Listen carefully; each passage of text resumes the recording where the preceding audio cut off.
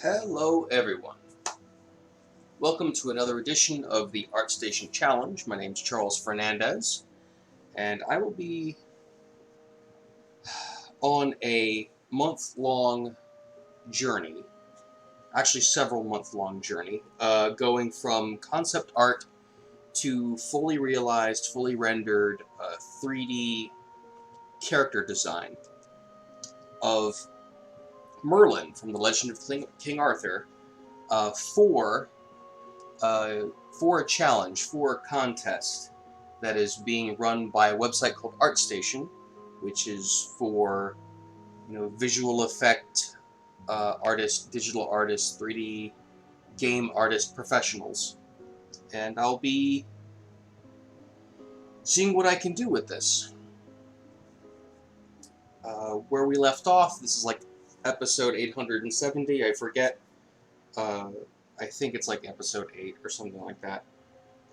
It just seems like a lot of them. Also, I wanted to point out that in my last broadcast, I really screwed up. I repeatedly gave you the wrong information, and for that I feel very, very bad. I had insisted that I was going to be limiting my broadcasts to Mondays, Wednesdays, and Fridays. However, my sleep-deprived brain neglected to remember that on Wednesday nights I'm participating in a karaoke contest until the end of June. So Wednesdays are off the table. So that said, I will be limiting my broadcasts to, pay attention now, write it down if you want to, Mondays, Tuesdays, and Fridays. The rest of the week, I will be taking care of some other projects, learning projects that I want to focus on. This is going to be, the Merlin project is going to be a long game project, so it's going to take time. I cannot spend every day on it or I will get burned out, and I will also be neglecting a lot of other things that I would actually like to pay attention to.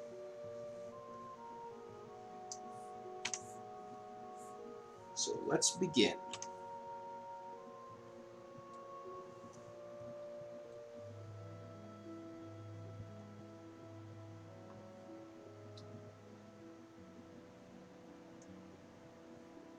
Alright, I think I would like where I left off. I added a lot of detail. I worked in a lot of detail to the tunic. I wanted to add some shoulder armor and added a lot of details like pouches, and I added this belt in. I haven't really fleshed out those details yet. I just sort of put them in place. The only thing I actually managed to lock down was the belt. And eventually there will be more of that. But before I go in and start really adding in these details for the tunic, I want to finish blocking out this hand. I'll leave the staff for another day, but I really want to get the flesh areas of his body complete. Then I can, I guess, rest easy. So the tunic is turned off. Actually, let's see. This part of the tunic is turned off so I can see where the flesh begins.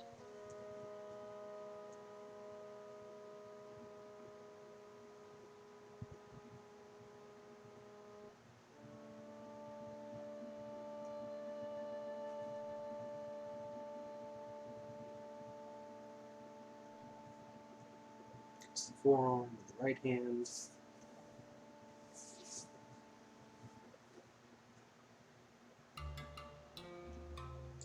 Alright, so I'll be creating a new layer.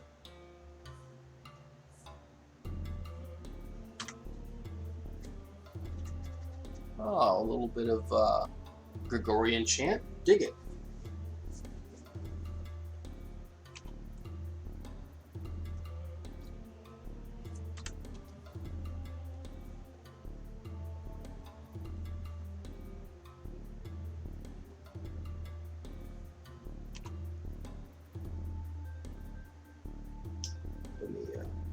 take the tunic here and drop that transparency so that it's more of a guide and less of a distraction.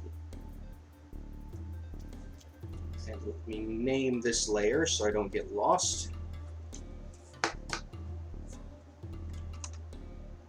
Left hand. Left hand lines.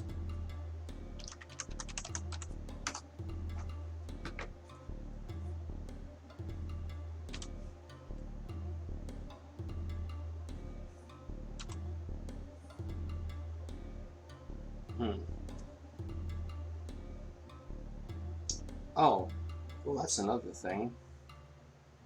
Or is it? No, that should be fine.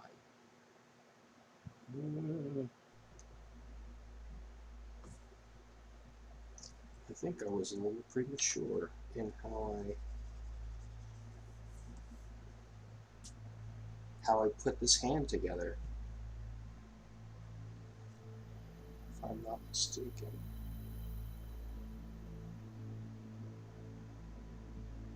No, I might be good. I might need to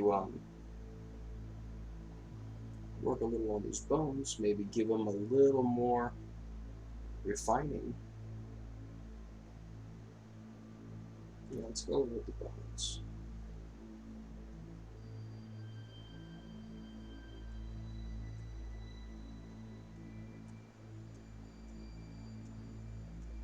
Yep, this is the layer that I need.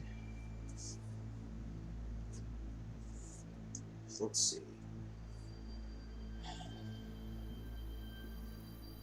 Looks like that's the meat of the hand. But, yeah, I was probably a little premature.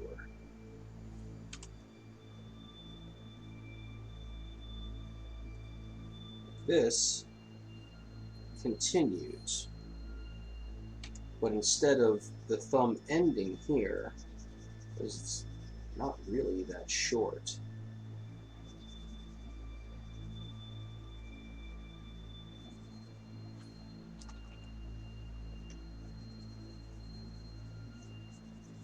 I might even be able to start the bone of this thumb a little further in.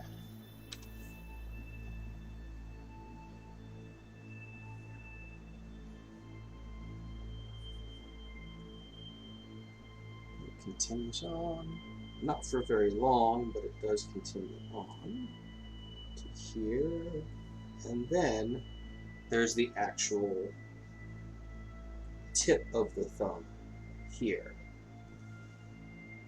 and that connects with the other fingers, like as you wrap around.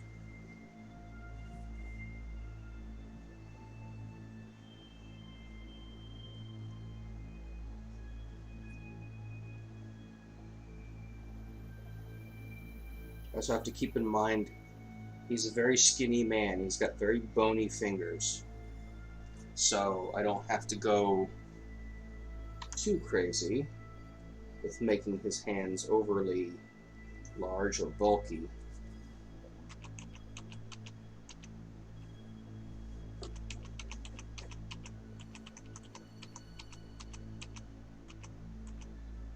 Actually, I should probably take these, bring them a little closer to the staff.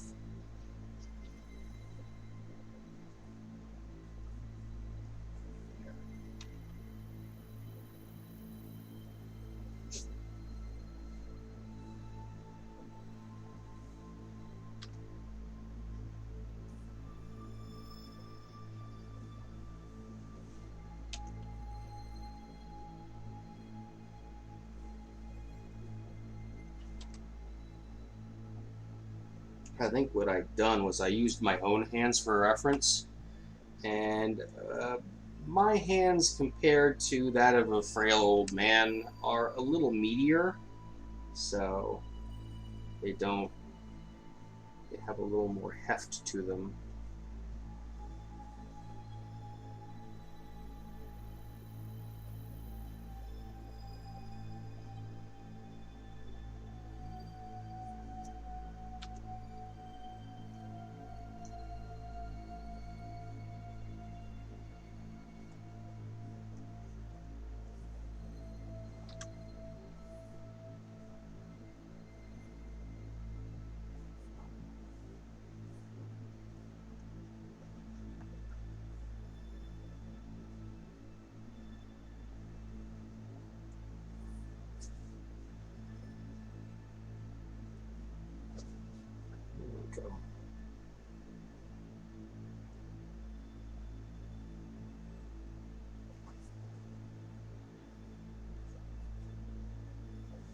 There. That makes a little more sense, at least to me. And now I get to go in and add more detail. I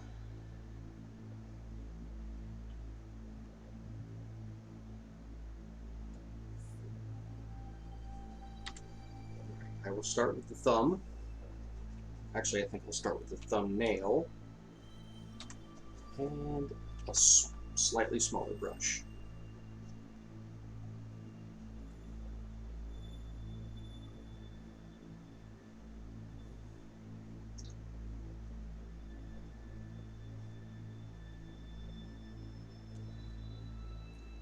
Yes, the thumb looks a little bit like a big toe. It's essentially the big toe of the hand. So, there you are.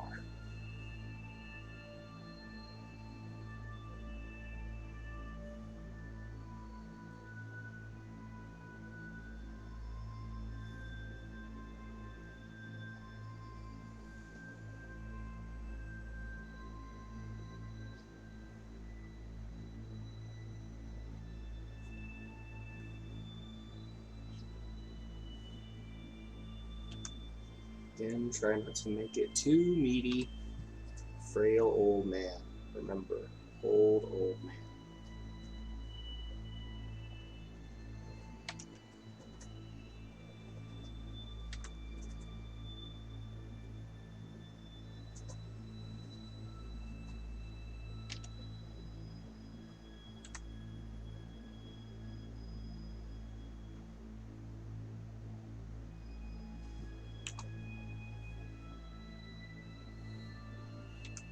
Yeah,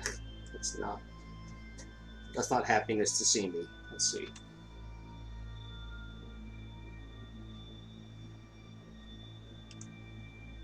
That's a little better, I think.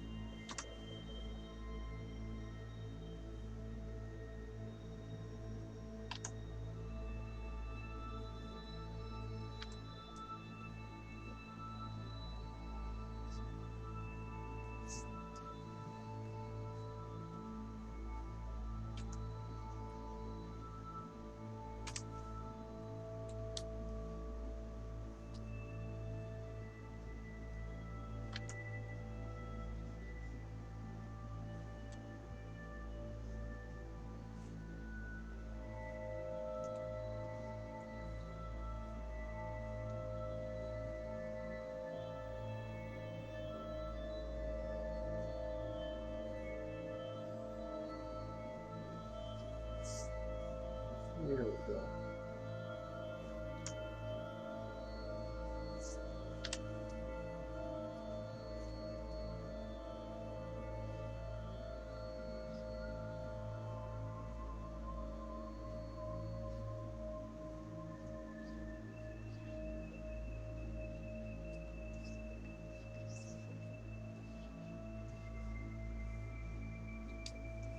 All right.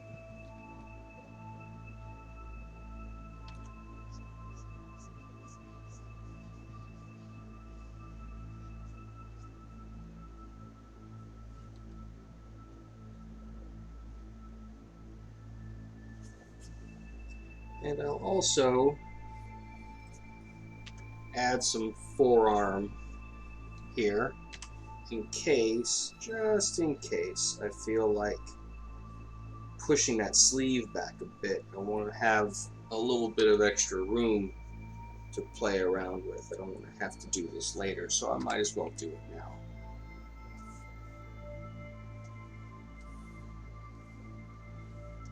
Might as well build out the forearm. Just a little bit. That's probably too much. Again, old man. Skinny, skinny old man.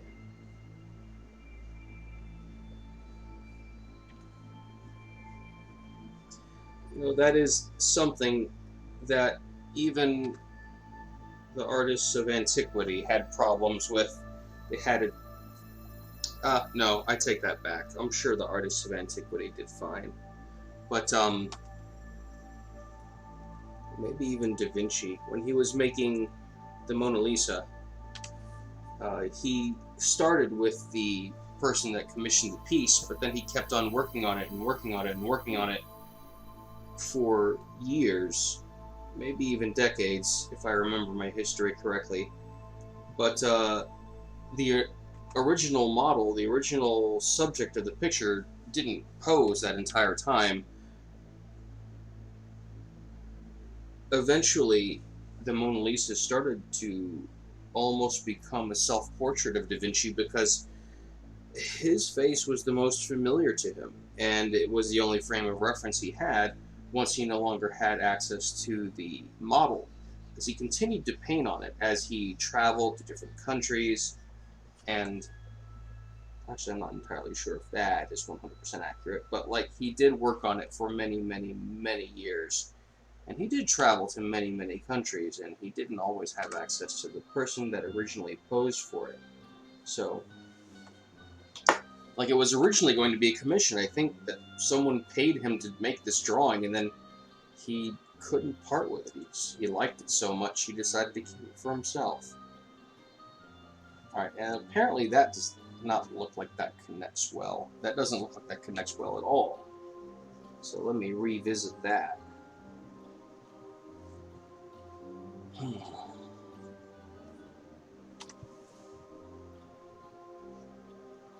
So that looks like that makes more sense. Let me go back into the bones to make sure that it does.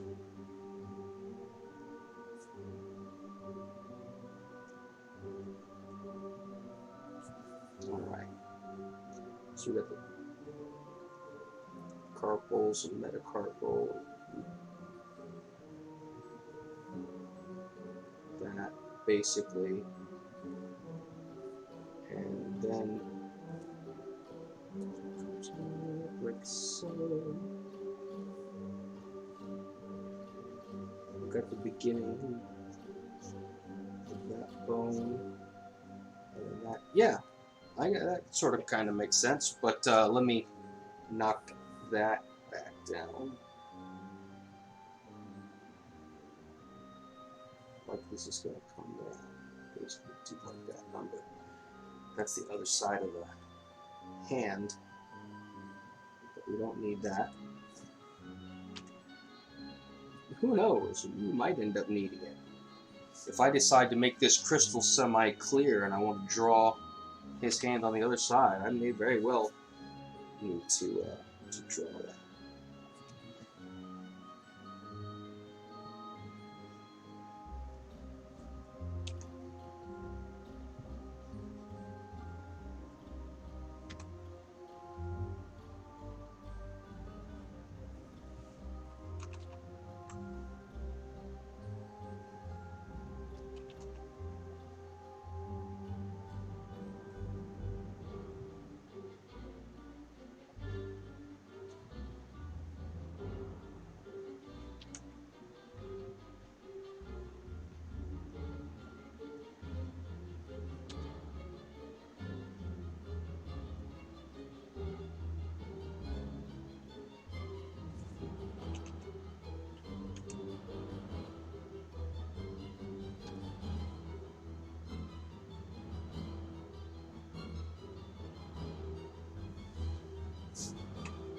Alright, so now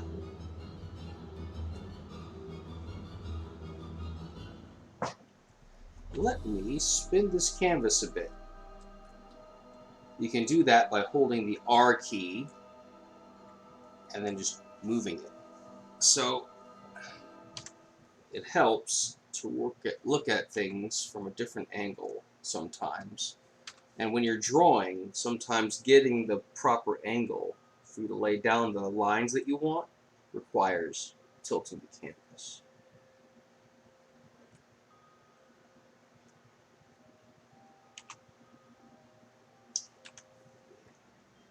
Try that again.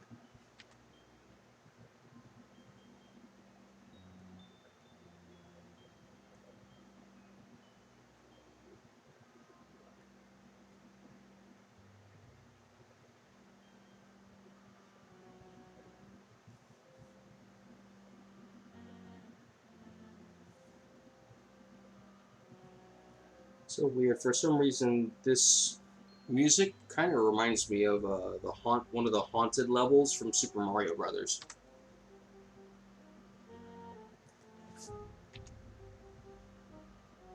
Expecting one of those little goo ghosts or whatever to start chasing me.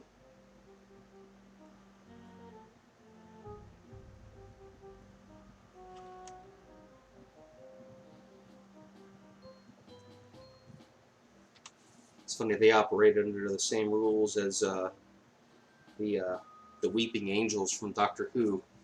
They couldn't move if you were looking at them, but the instant you turned around, they'd start creeping up on you.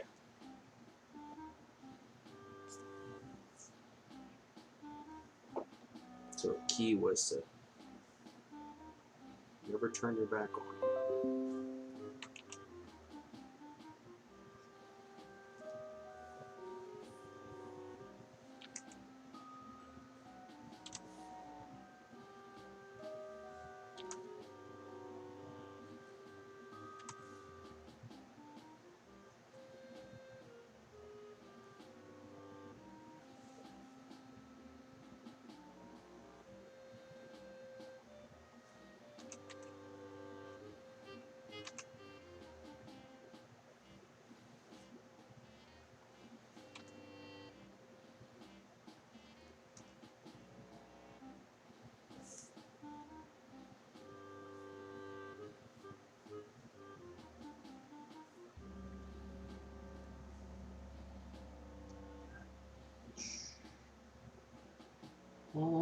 I think I did it again. Damn it.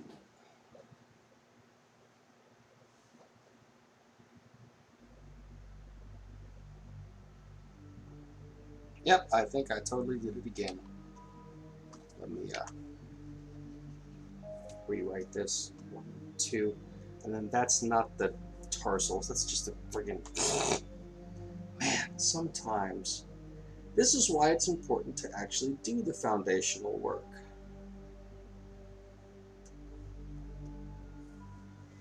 Yeah, it doesn't connect that way because there's another bone.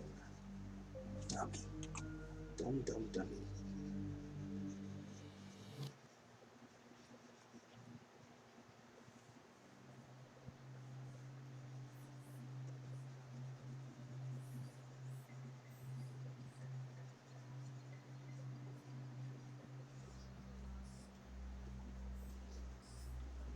Alright. So this connects to a third bone. Man, I don't know what the hell I was thinking.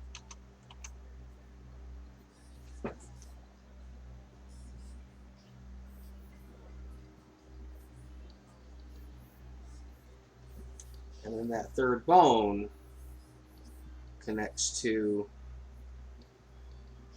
the interior bones of your fingers. Tarsals, metatarsals, or metacarpals. But probably not at that ankle. Not with the thumb here.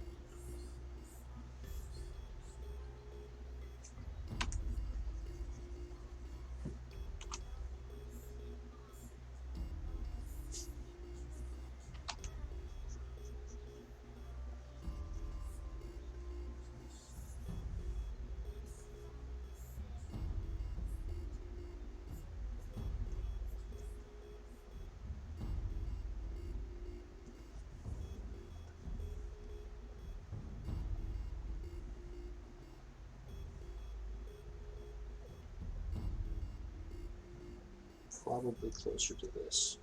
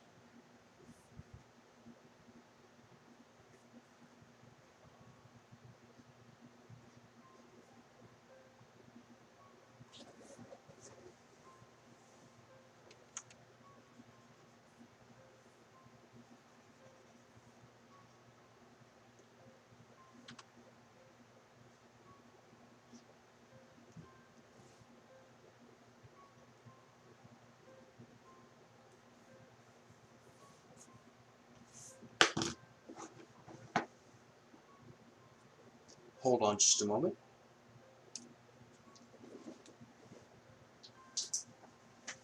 Hello. No, I'm in the middle of a stream though. How you doing? Alright. Alright, take care. Bye.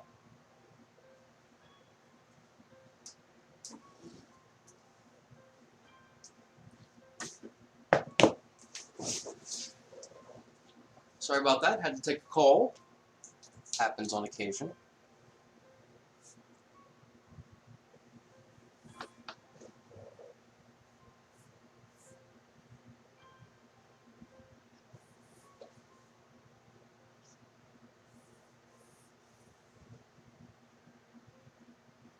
This one has a little bit of foreshortening to it, I think, maybe.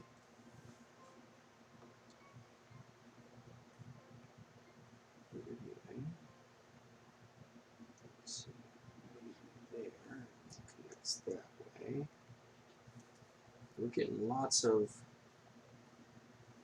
interesting detail. I'm glad I decided to come back and actually do this correctly. Otherwise, later on, I'd have been pretty damn embarrassed. It's important to do the legwork. Alright, I think that still connects though. The pinky, you just don't see it. It's hidden behind all these other bones. So, back to the hand lines. Here. So that means this needs to come up a little bit higher.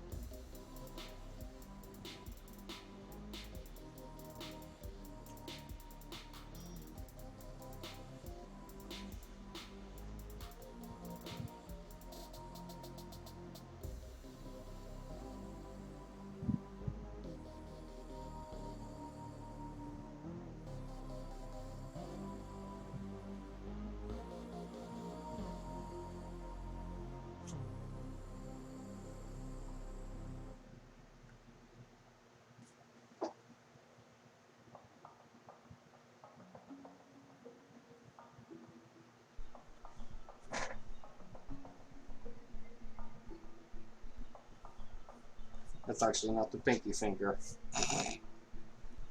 That's the ring finger. The pinky finger's probably all the way the hell over here. Man.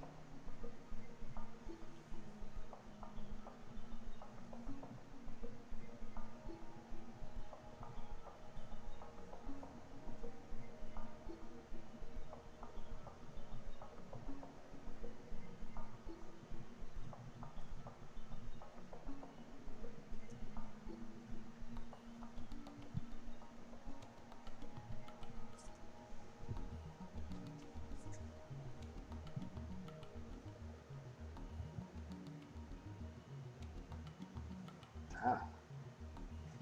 That doesn't look right at all. Something there is very funky.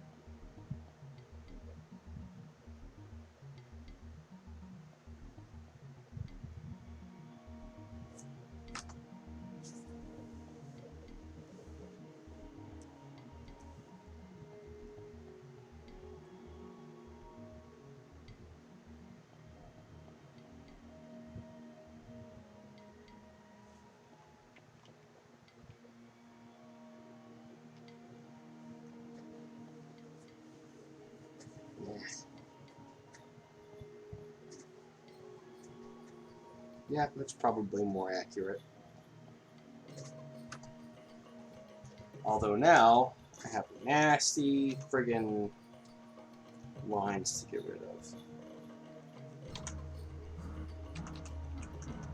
I really liked the thumb as it was. Oh, it's actually there.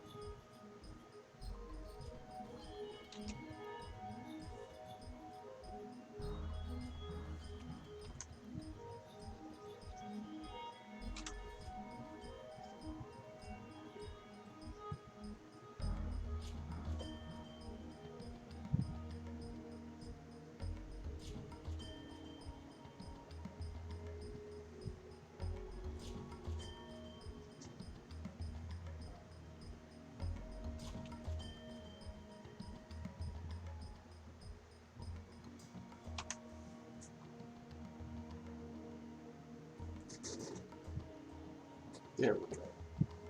That looks a little better, a little more natural. Try this around.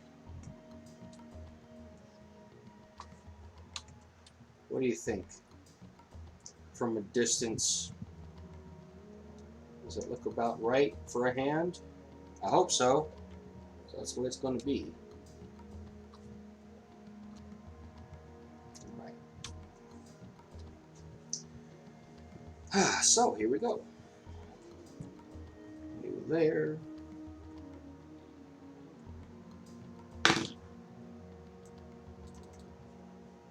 Left hand base.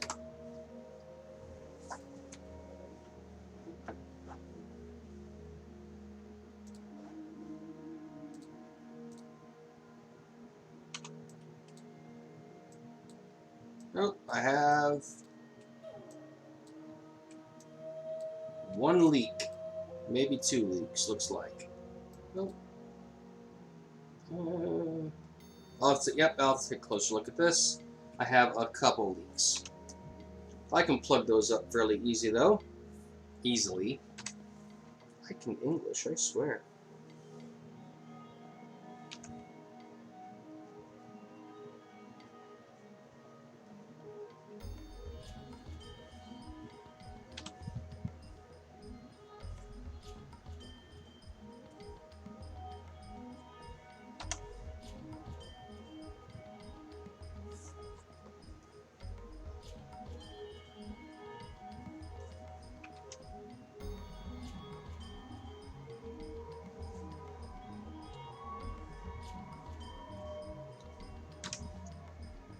as I was working on the other hands, the ones that are closer to the screen,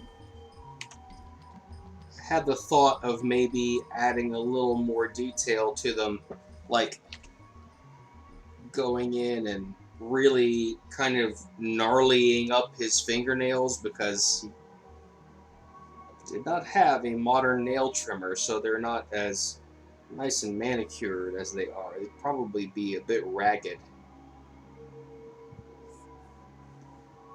Anyway, it was just a thought. At some point here, I'm going to have to stop the drawing phase and continue on with phase 2, which would be the modeling. That is the phase that I'm really looking forward to, I'll be honest.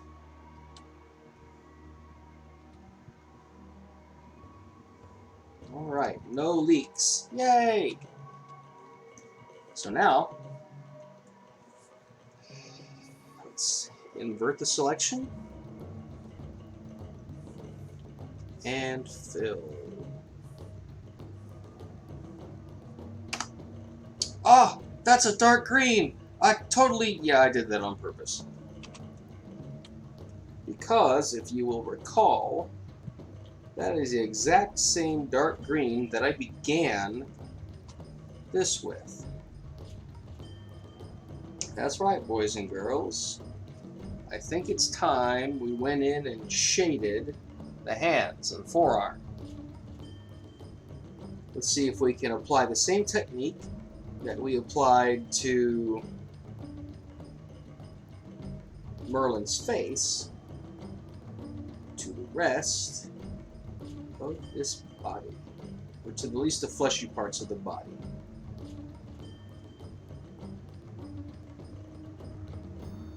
So I can find the face. Where's the face? Face. There you are. See what I said about taking time to make sure your stuff doesn't get lost?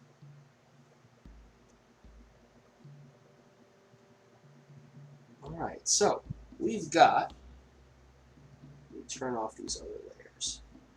So you can see, we started with a dark green, forest green, and normal opacity. This other green does look darker though. Way darker. Super dark. Give me a moment. That doesn't seem right. Perhaps the other ones. Yeah, this is normal. Weird. Wait a second. That would probably be why. Okay, so again, in the category of Charlie is a moron, I didn't actually use the green. I used the black. So, let's change this to the proper color. Fill that in, please.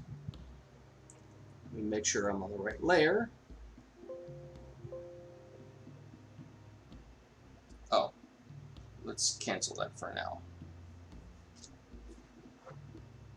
Haven't actually applied it yet.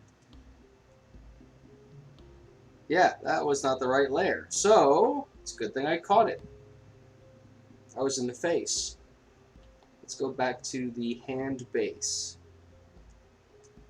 And presto changeo, apply the correct color. There we are. That looks still like a green piece of shit, but it's the green piece of shit color that it was supposed to be. And I will note that it looks like I drew on top. Oh wait, maybe I did not. Face. There you are. Turn that off. And I still did, apparently, at least a little bit. Draw on.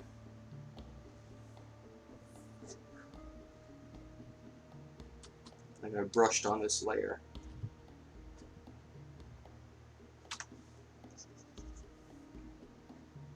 Or did I? Oh wait.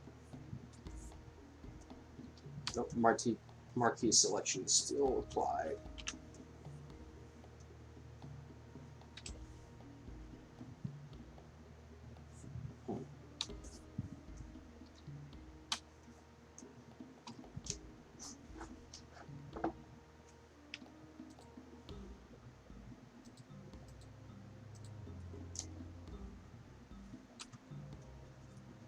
I did not paint over this layer.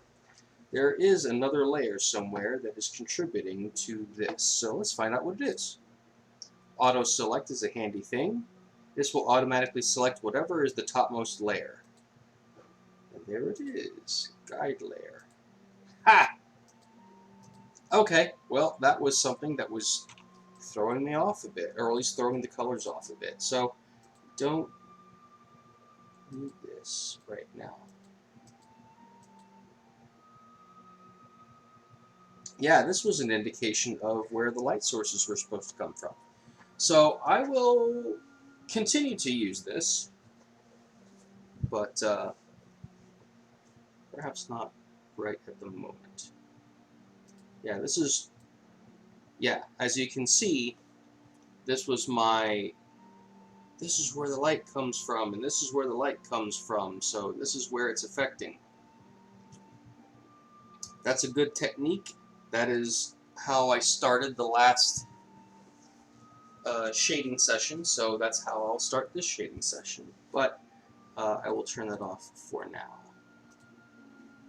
I'll take a look at just the layers of the face.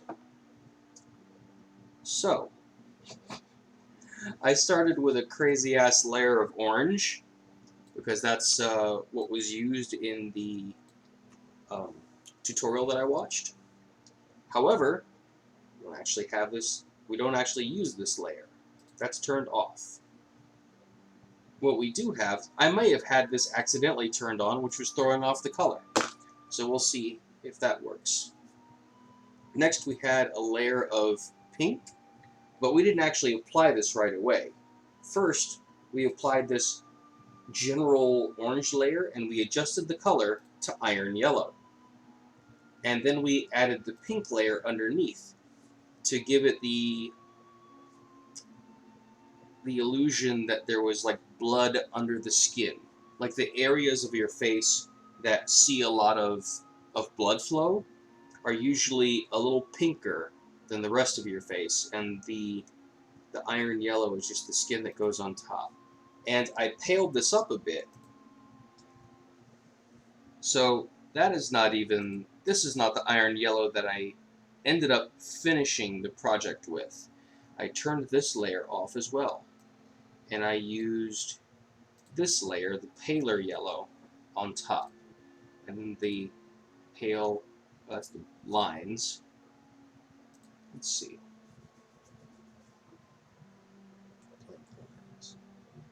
Light special. I think I turned these. I don't know if they were on or not. I think they are. I think they are on.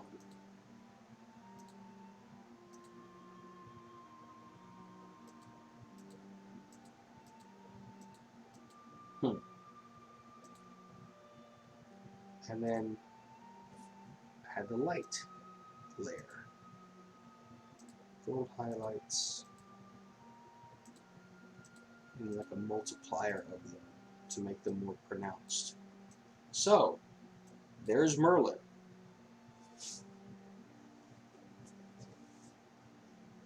I could, however, take these lines, drop them down further, so that they only just ever so hint at being lines.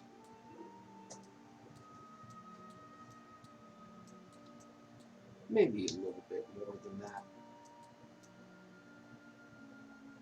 I mean, he does have some pretty deep lines. Yeah, you can see that detail pretty good from here.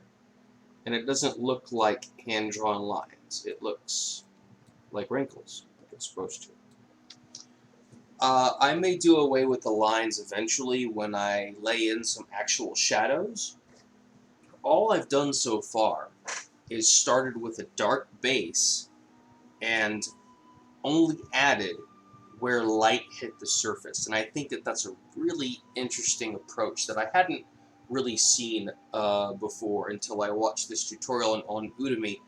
And I'm not really sure the name of the artist. I can't really recall. Let me find that really quickly so I can reference him. I gotta give him a shout out because this is a good technique.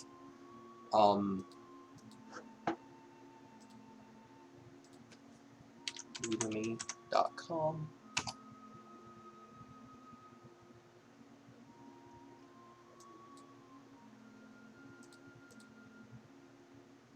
This guy. As long as I don't actually start the video.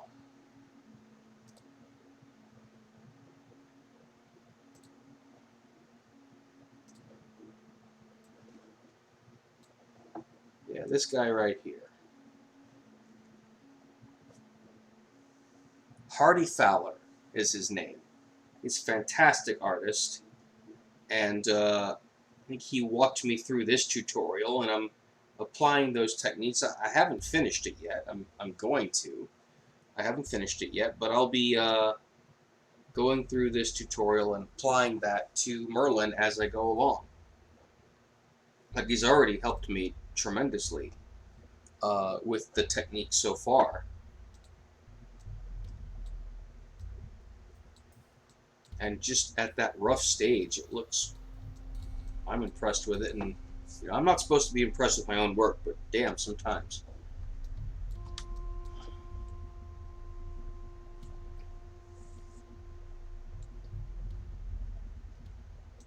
Alright, so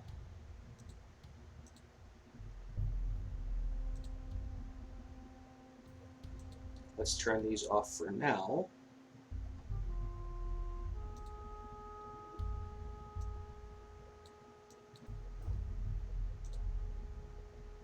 So that all I've got is that iron yellow.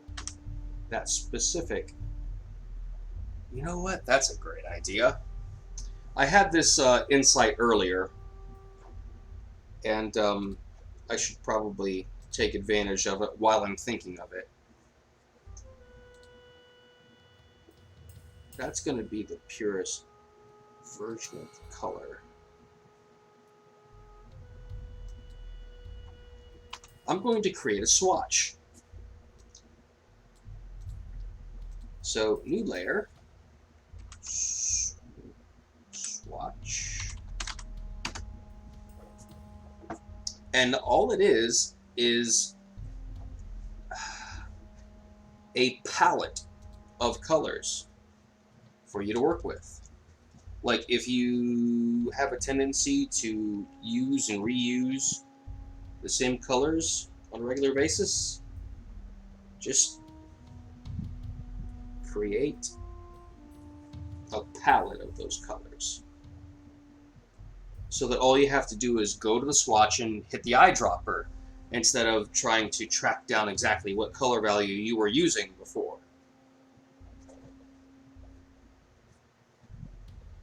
So we have the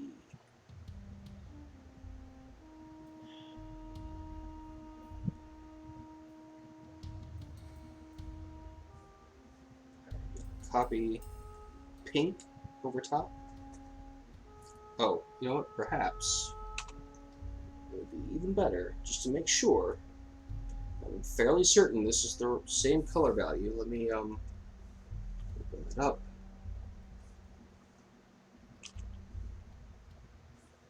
Pencil. Then turn off the white layer underneath. So only thing that's influencing this color is this color. Yep. Sure enough, it's not the same color. It was slightly darker. See? Oh, cancel. Anyway, that's the color I need. That's the color I was using. It sure as hell would have thrown me right off. So I'm going to go back up to the swatch. Recolor that over. See how much darker that is? That's better. Alright, I can actually go back in, and I don't need this much of a sample. The sample size does not need to be that large. Doesn't even need to be that large. Alright.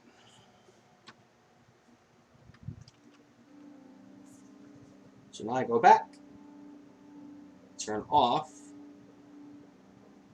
the iron yellow layer, the modified iron yellow, Go to the pink. That is normal with no transparency on it. Hit I. That is the color value for the pink. It's no greater or less, like it's not being influenced by anything else. That is the pink. So go up to the swatch, add it. It's more of an orange than a pink, but that's it.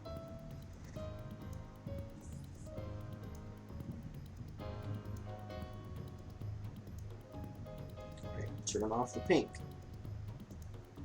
Next, I think I'll add the the base orange that I've been using. That is an extremely vibrant, bright-ass orange. With the swatch.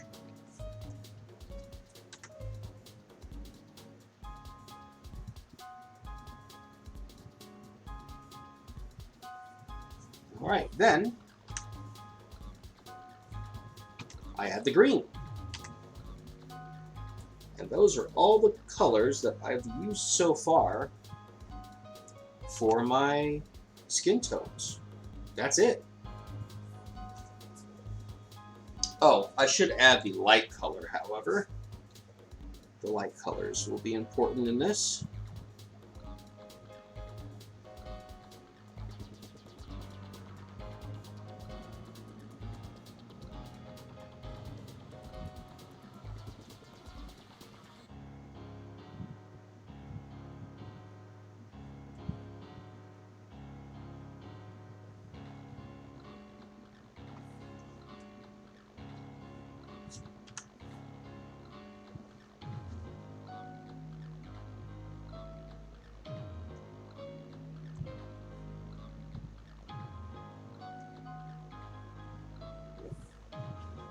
I'm not entirely sure if these color values have changed.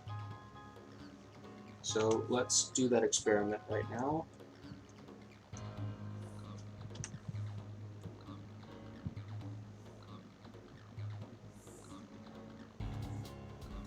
FFED7F.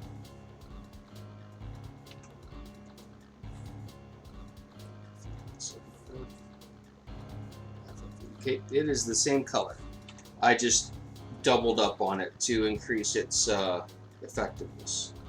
Alright, I will turn all of the... Oh! Add the light color to the swatch.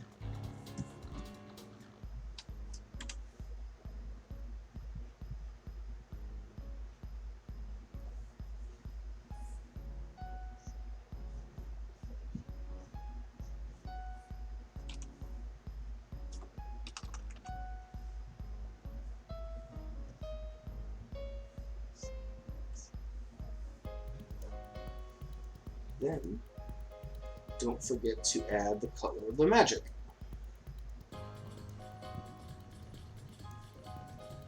Actually, I wonder whether this color is the same as my guide layer.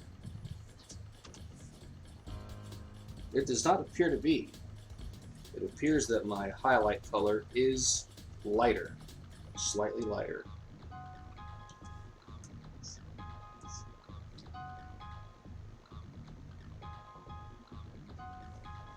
I do have right, gold highlights, and then blue light special is what I named the color of my blue highlight. That, however, does have an overlay, a layer option applied to it, so that was not the original color. That's a screen effector and with a fill of 62. So I will copy that to make sure I have that value down. Go to normal, bump it all the way up to 100. Select it. Apparently, That is the same color regardless. So, drop that back down to 62 and screen.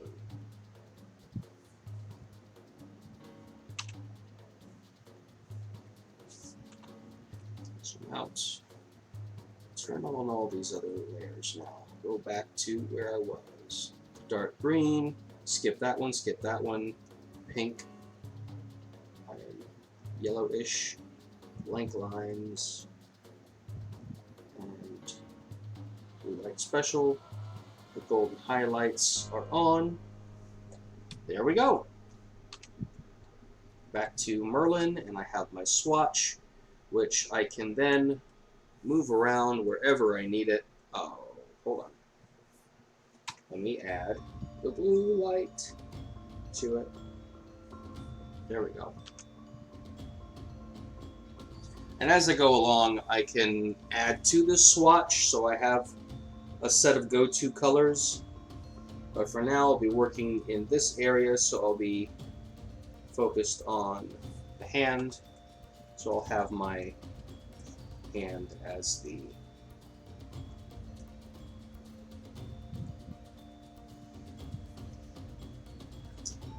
Alright, so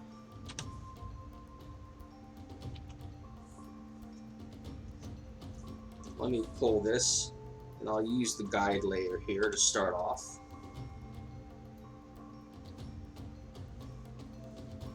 Switch over to pencil. Actually, this was not the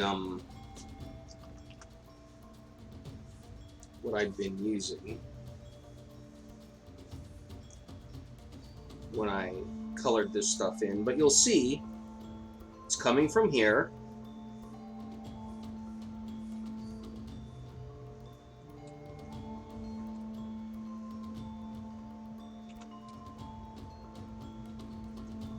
So that's the general direction of the light source. And I know that even though this is going to get covered up with sleeve, it's going to hit here primarily. It'll hit here, here, along here, here, and then it'll kind of drop off. It won't hit this as much at all, maybe even at all. So, I mean, I'll spread it around, but it won't be like a strong highlight. It will be just barely visible. Okay, also, let's see. Apparently it's going to hit this staff. It's going to leave these fingers mostly in shadow, but it might catch the tip of these ever so slightly. Also, yeah, I might catch that rim there. Catch this maybe. But most of this will just completely fall to shadow. It'll be shadowed by the gem or whatever crystal or whatever I have on this staff. Haven't decided what that's going to be yet. However, we are not quite done yet because dun dun dun. Move the swatch a little bit. This is the light source for the crystal. And it is going to have its own impact on the hand. Pretty profound impact, actually. It's the closest and strongest light source to this hand, so it may very easily wash out a good portion of it, and most of the hand is going to get covered in blue light.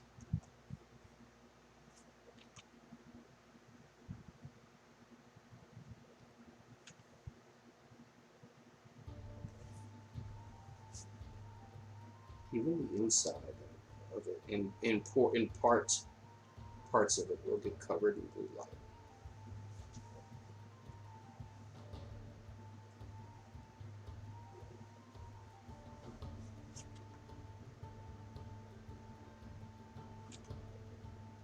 just barely. And then that will catch shadow. But a lot of this is going to catch a lot of blue.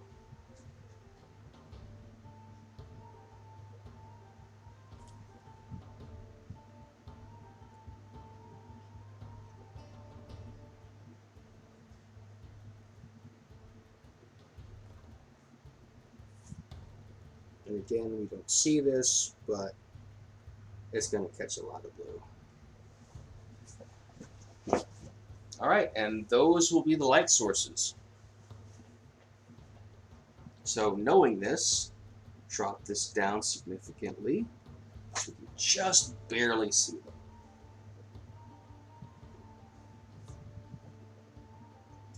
And we'll be creating our own, like, it would make sense theoretically to tie all these skin tones together to have the same skin tone set, the same like settings for the face, this hand, and this hand. However, I want to keep them all separate because I want to be able to play with the values individually, because this is going to be heavily influenced by this light. This is going to be heavily influenced by the magic, the golden light here, and the face is somewhere in between. It's caught between both of these sources, and it's being affected by both.